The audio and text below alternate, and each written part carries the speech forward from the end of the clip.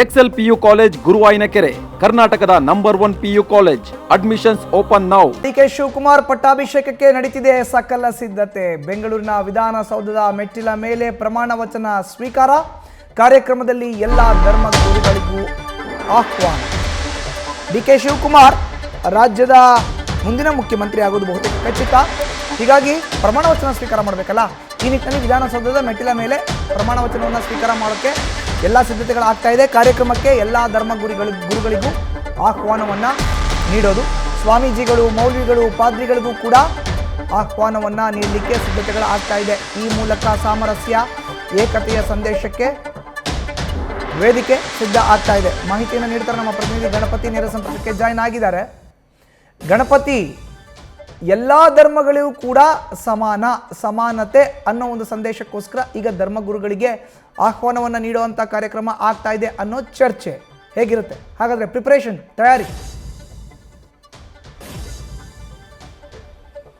ಮಧುಸೂದನ್, ಖಂಡಿತ D K Shivakumar ಅವರು ಏನು ಪದಗ್ರಹಣಕ್ಕೆ ಇನ್ನೇನು ಕ್ಷಣಗಣನೆ ಒಂದು ರೀತಿ ಆರಂಭ ಆಗಿರುವಂಥದ್ದು, ಒಂದಷ್ಟು ಸಿದ್ಧತೆಗಳು ಕೂಡ ರೆಡಿ ಆಗ್ತಿರುವಂಥದ್ದು. ವಿಧಾನಸೌಧದ ಮೆಟ್ಟಿಲ ಮೇಲೆ ಈ ಕಾರ್ಯಕ್ರಮ ನಡೆಯಲಿಕ್ಕೆ ಈಗಾಗಲೇ ಡಿ ಕೆ ಶಿವಕುಮಾರ್ ಅವರ ಆಪ್ತರು ಒಂದಷ್ಟು ಚರ್ಚೆಯನ್ನು ಮಾಡ್ತಿದ್ರೆ, ಸಿದ್ಧತೆಗಳು ಕೂಡ ಈಗಾಗಲೇ ವಿಧಾನಸೌಧದ ಮುಂಭಾಗದಲ್ಲಿ ನಡೀತಾ ಇರುವಂಥದ್ದು. ಆದರೆ ಈ ಕಾರ್ಯಕ್ರಮಕ್ಕೆ ಯಾರೆಲ್ಲ ಬರ್ತಾರೆ, ಯಾರೆಲ್ಲ ಬರಬೇಕು ಅನ್ನೋದು ಕೂಡ ಒಂದಷ್ಟು ಚರ್ಚೆಯನ್ನು ಡಿ ಕೆ ಶಿವಕುಮಾರ್ ಅವರು ಮಾಡಿರುವಂಥದ್ದು.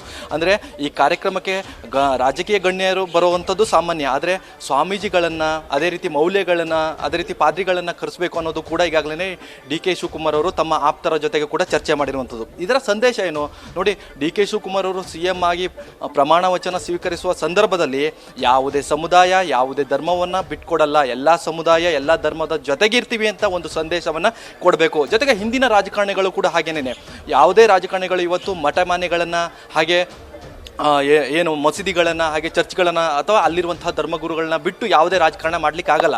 ಅಂದರೆ ಒಂದು ಸಮುದಾಯ, ಒಂದು ಧರ್ಮಗಳ ಜೊತೆಗಿರಬೇಕು ಅಂತಂದರೆ ಆ ಸಮುದಾಯದ ನಾಯಕನೂ ಕೂಡ ಅವ್ರ ಜೊತೆಗಿದ್ದೀನಿ ಅಂತ ಒಂದು ಸಂದೇಶವನ್ನು ಕೊಡಬೇಕಾಗತ್ತೆ. ಈ ನಿಟ್ಟಿನಲ್ಲಿ ಈಗಾಗಲೇ ಡಿ ಕೆ ಶಿವಕುಮಾರ್ ಈ ರೀತಿಯಾದಂಥ ಒಂದು ಚರ್ಚೆಯನ್ನು ತಮ್ಮ ಆಪ್ತರ ಜೊತೆಗೆ ಚರ್ಚೆ ಮಾಡಿರುವಂಥದ್ದು.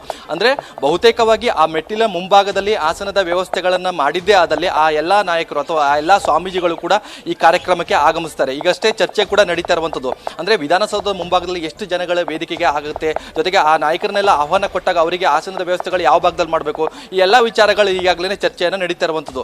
ಒಟ್ಟಿನಲ್ಲಿ ಹೇಳೋದಾದರೆ ಡಿ ಕೆ ಶಿವಕುಮಾರ್ ಅವರು CM ಆಗಿ ಪದಗ್ರಹಣ ಮಾಡುವಂಥ ಸಂದರ್ಭದಲ್ಲಿ ಎಲ್ಲ ಧರ್ಮದ ಅಥವಾ ಎಲ್ಲ ಸಮುದಾಯದ ಎಲ್ಲ ನಾಯಕರುಗಳ ಜೊತೆಗೆ ಸ್ವಾಮೀಜಿಗಳಿರ್ಬೋದು, ಮೌಲ್ಯಗಳಿರ್ಬೋದು, ಹಾಗೆ ಪಾದ್ರಿಗಳನ್ನು ಕೂಡ ಕರಿಬೇಕು ಅಂತ ಈಗಾಗಲೇ ಚರ್ಚೆಯನ್ನು ಮಾಡ್ತಿರುವಂಥದ್ದು. ಮಧುಸೂದನ್, ನ್ಯೂಸ್ ಫಸ್ಟ್, ನಿರ್ಭೀತಿಯಿಂದ ನಿಮ್ಮ ಪರವಾಗಿ.